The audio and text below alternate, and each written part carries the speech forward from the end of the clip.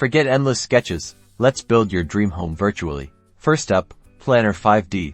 Notice the clean interface. Click on Create New Project and you'll start with a blank canvas.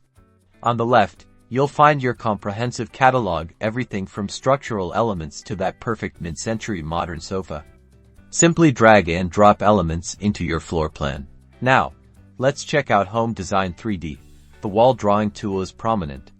Click and drag to create walls, easily adjusting length and angle. You can also import existing floor plans to get started. Key differences: Planner 5D excels with its massive object library and user-friendly controls for customization. Home Design 3D shines with its precise wall drawing tools and advanced lighting options. Planner 5D has a cool augmented reality feature, allowing you to visualize your designs in your actual space. Home Design 3D offers impressive realistic rendering options for a super detailed preview. So, which reigns supreme? Planner 5D is excellent for beginners and design enthusiasts.